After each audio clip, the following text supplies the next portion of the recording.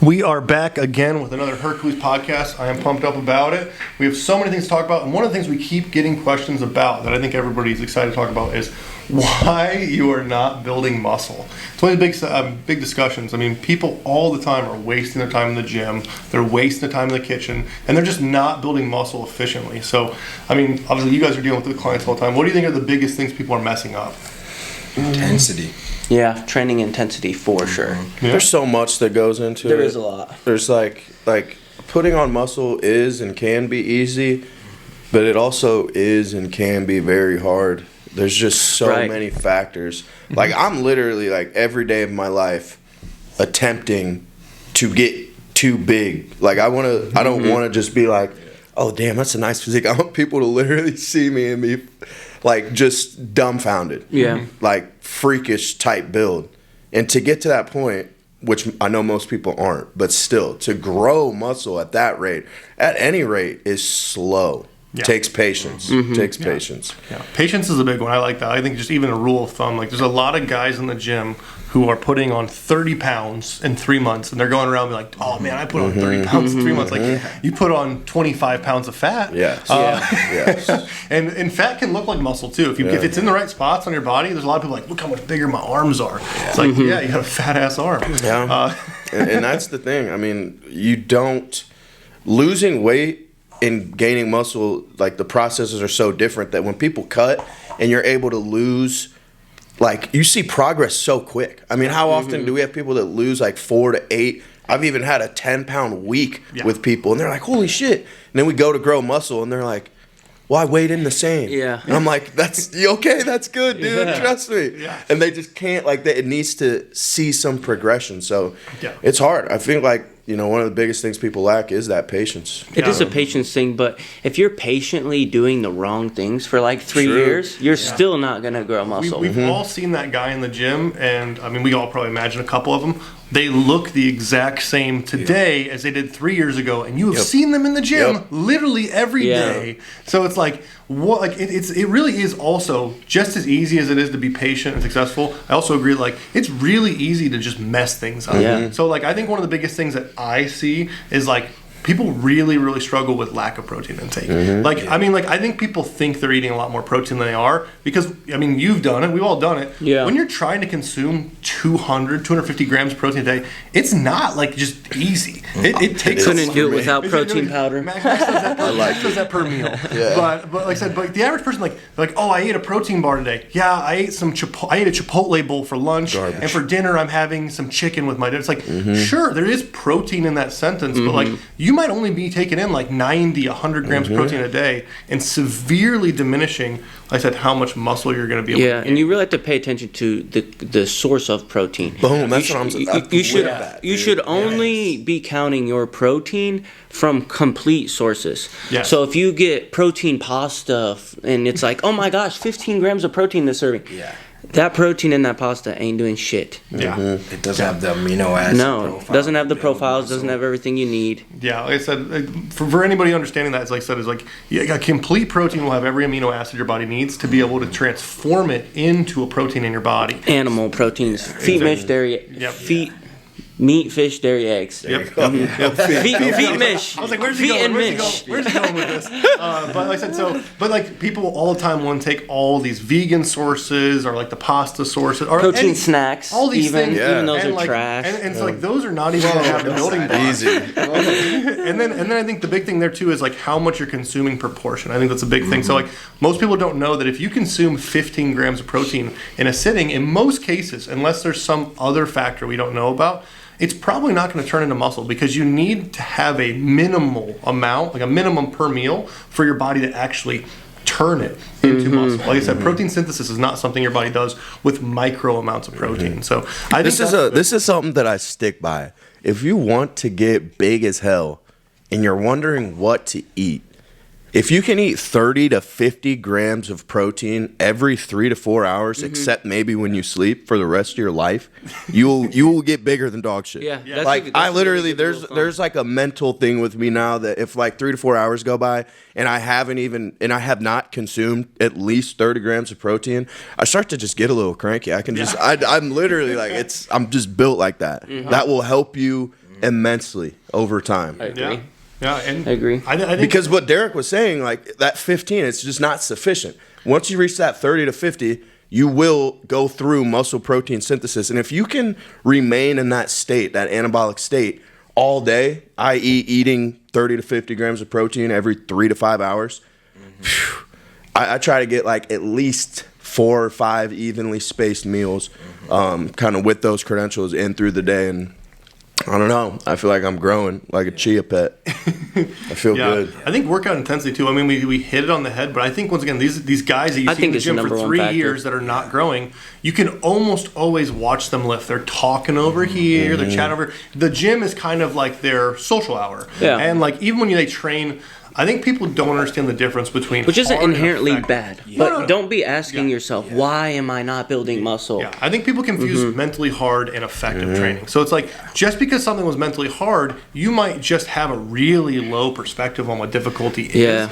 Like real hard, like intense training takes you to failure. I think that's just the only way to describe it. And it's hard to say what's most important, if it's training intensity or if it's your protein intake or even your diet as a whole. Or your they're just all so important. They're all like, it's like, I you gotta don't be even know. scientific about this shit. Yeah, it's like your keychain. All the keys on there, you need all those. Yeah. You need all of those keys. They're all instrumental in what you need to do. One other thing I noticed about people not building muscle and looking the same is that they're constantly going back and forth between cutting and bulking, and they're not just sticking to That's one. A good one. No, that's a really, really good one. Because you're impatient. Yes. If you're going into a muscle growth phase and you're doing anything less, in my opinion, than 6 months, like you're just not allowing yourself, because there's going to be some foundational, like the first month probably people don't get that. Like you have to really saturate and sit in that state to grow firsthand. Like a lot of clients, they'll cut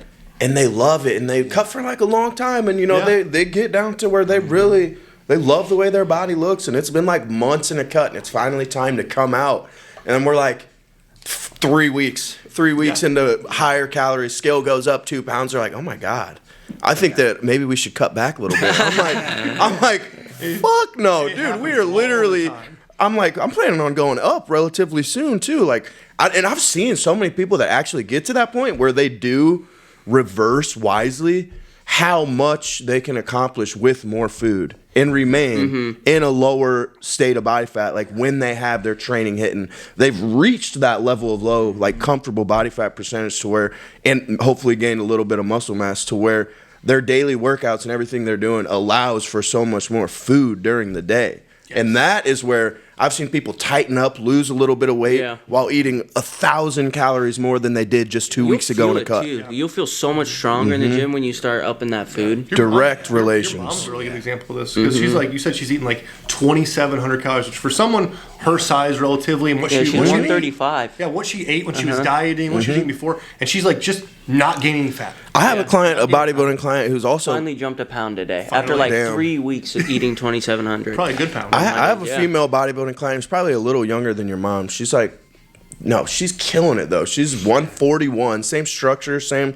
You've met her. We did the personal training in there, Nikki. Yeah. She was in there. Yeah. Oh my gosh. So she's like probably 3,060 calories a day. Yeah. And getting hungry and losing weight / maintaining weight right now. I'm trying to see it go up. Yeah. I don't want to throw too much more food at her, but still, she's at 3,000 calories. A lot more than some of my males are eating. Yeah. Seriously. I think there's a beauty to when you set the diet up right so you can metabolically adapt to more calories. Because one, just consuming more is better. But I think even in my thought process is like, sure, more calories is better just because more calories, you need it. Sure, more protein, it's more enjoyable, all this stuff. But even down to like the micronutrient level and like all the different things, like if let's just say someone is gaining the same amount of weight at 2,000 calories or gaining the same amount of weight at 3,500 calories, like not only is more calories just better for life, but like think they have 1,500 more macro and micronutrient options. That's the way I see it in their body. Like that's why I do think it's so important for people to push food up, because like even if your weight's moving the same, the scale's moving the same, having twice as many nutrients going through your system gives your body twice as many nutrients to use when it needs. Exactly. So I said there's just so many of these things, and I think, like you said, the patience and the protein and the training is all super, super important. One thing that's super overlooked too is like inflammation and gut health and cortisol, and those all go. If you're not digesting any of your food right, if your body's all inflamed, like that's not an optimal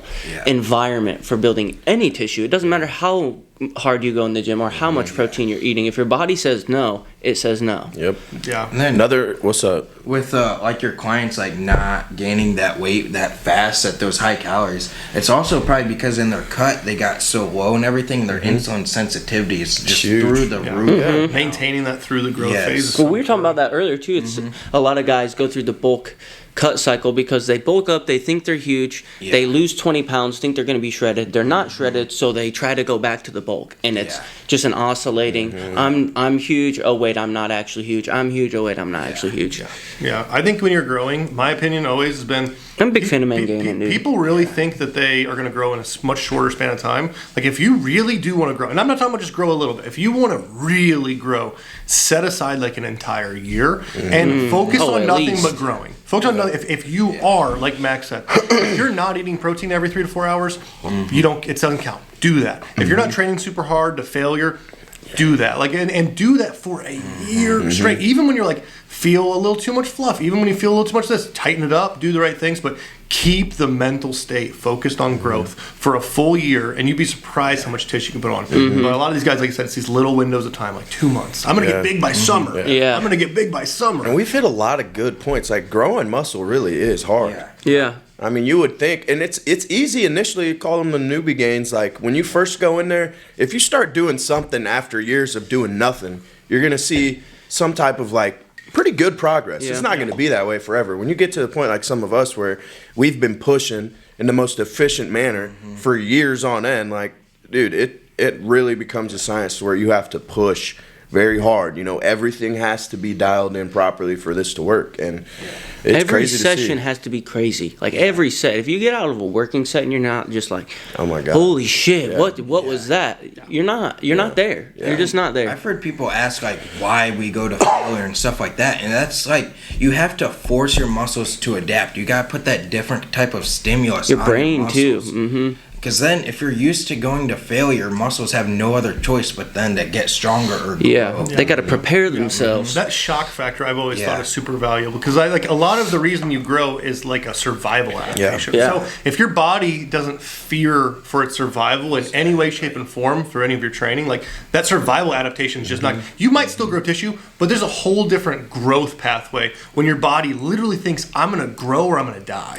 And if you can train in a way that your body's just screaming, like, we better be bigger tomorrow. Like then you'll really start growing. That's a good rule of thumb too. Like if you don't go into a working set a little nervous because you know how hard it's going to be, you know how far you're going to take it, and you're not even in the slightest bit kind of concerned, then you're not bringing my heart the heat. gets to beating. I kind of like it. I get a little the leg day fear. Like I've seen right before getting on the hack squat. I've seen Drake at the office, and he's just like pacing around, and you can tell for leg day. You can tell he's wasting time. He's supposed to be there an hour ago. And you can tell he's just because he knows how bad it's going to be. Leg days just take it out of you. I don't. And this is I don't good. like hitting legs. I thoroughly don't enjoy it. What? Because it takes everything out of you. Oh my God. It does. I know. Dude, that's the best after.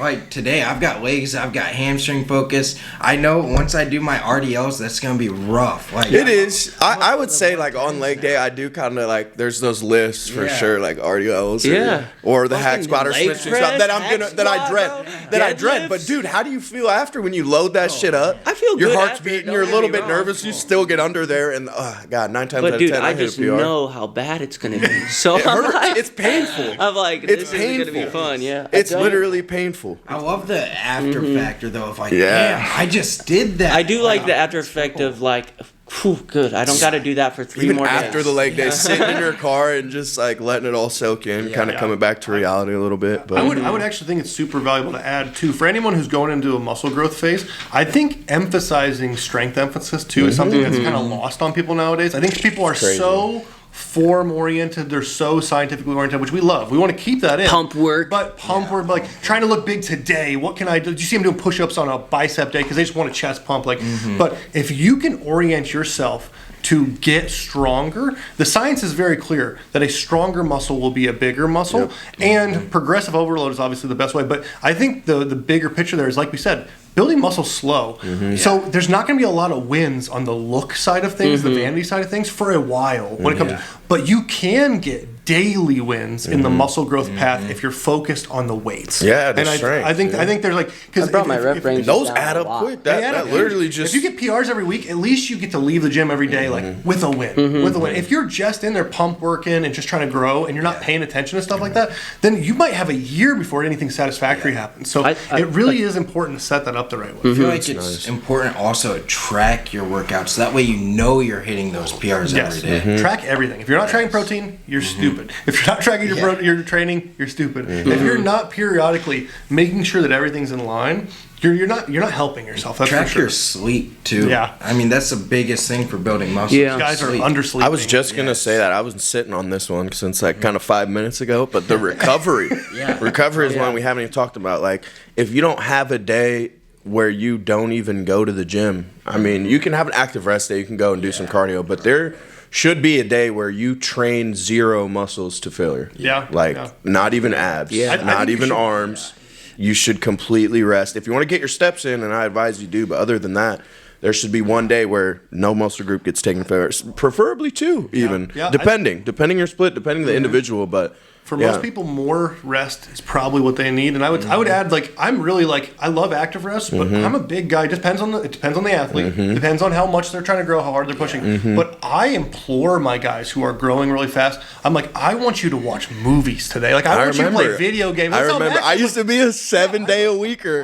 And then I remember I was like, after work one day, instead of going to the gym, I was beat to shit. And I'm like laying on my bed. I'm watching a movie. I text Derek. I'm like, this is crazy. Yeah, exactly. I'm like, I want you to literally let your body rest. Rest is not active. Rest is not like, for me personally, it's like, not every day, obviously, and blood flow walking is great, but I think like there should be a day, a week minimum, 1 day a week minimum, where you really allow like the laziness so that your body can just stew. Like when you're sick and you're trying to recover, what do? You lay around. Lay low. In almost any case where you're trying to recover, you bed rest, you really let yourself down. This is no different. Letting your nervous system really calm down takes a state. That's a big thing I was going to hit on is this central nervous system. Is that a lot of guys overlook that. Even if you aren't, let's say you're doing antagonistic muscle groups, you're doing push-pull, oh, well, I didn't hit my chest.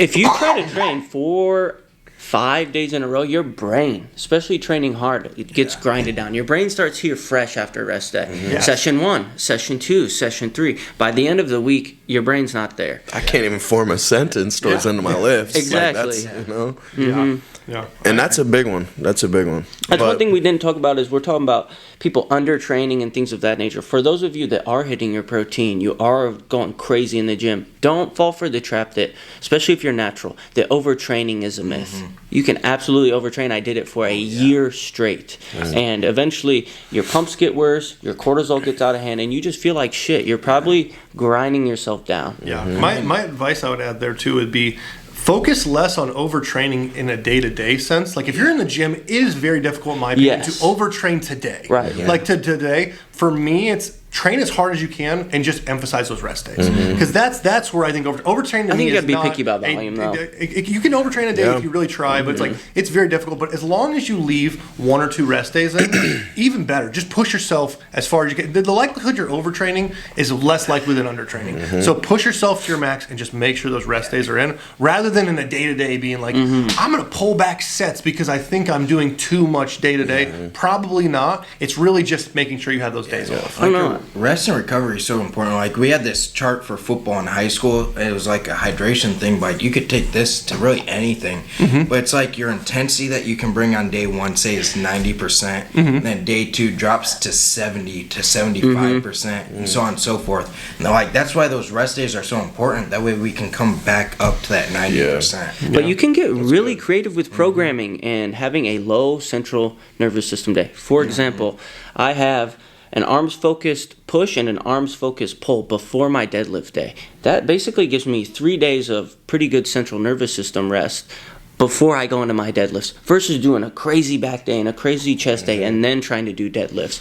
It's like you can get creative with programming, super creative, to where you can rest even though you're lifting from compounds. But it's so true. But it's so true. But I already know. Hire a professional. Yeah, 100%. People underestimate that. You cannot just go in there and oh my gosh. I mean, YouTube will get you so far. Yes. But dude, these people don't know you. They don't know your body. They've never experienced anything to do with you, man. When it's actually tailored and has an approach like that, there's a reason that Drake has gone from a boy to a man here in the last year. Like, dude, we're up to something. I swear, I'll ask so many people. I'm like, oh, what are you hitting today? And they're like, oh, this TikTok workout that I found. I'm like, what is this bullshit? It is not. I ask people, what are you hitting today? They're like, I don't even really know. I do a little arms, some shoulders. They're like, I'll go in there and figure something out. I'm like, I'm sure you will. Plan to execute. Yeah. It goes back to that tracking everything. Yeah. It's like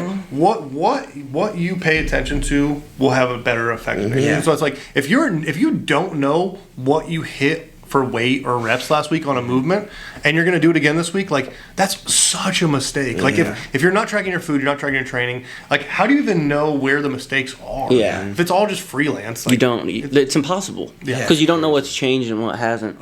Those kind of people are the ones that, like, I personally feel like are in the most need of a coach because they obviously have the work ethic and all of that, and they want to be so good, but they just don't track anything. They don't even know where to get started. Like having a coach will literally lead them in a straight path to get it's to crazy. exactly I like when I'm in public at public gyms, I just see or like even people that I know around, I'm like, gosh, these people are 3 buckled down months away from being a savage. And like I have to sit here and watch month after month that they just look the same. I'm like, dog, if you just really like eliminated like 2 habits and added maybe 1 or 2, like, dude, oh my gosh, that stuff like hurts. Summer's coming up. Summer is coming up. I'm telling you, like 2 to 3 months of hard work, you'd be amazed at what the human body can do. Especially because most of us want to shed a little bit of weight, want to put on a little bit of muscle. Let's just trim the fat. Honestly, a lot of you guys would be surprised at the frame that's hiding there underneath and how quick you could get there. Especially, like I said, we all know those guys in the gym who are just stocky but thick. They got some fat on them. You're like, man, I just want to see. I'm talking about you, buddy. I do it. He was waiting on that. No, honestly, thick. Yeah, We're really, getting thick. really great points, guys. I really love it. So it's like protein, train hard, track your stuff, recover really well.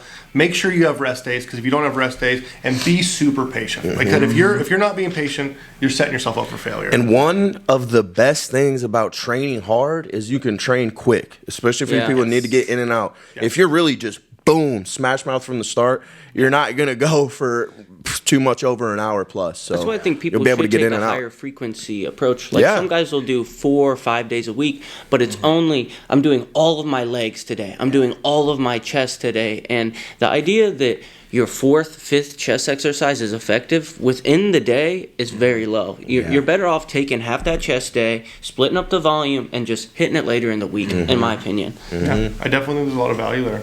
Gosh, we could talk for hours on we this. could. We could. Gosh, There's we really lot. could. No, I love it. Like I said, I think. But that's all you get for now. That's all you get. Make sure, like I said, if you like this stuff, make sure you let us know more stuff like this you want. I said, like, subscribe. I said, we love everything you guys are watching. Yeah.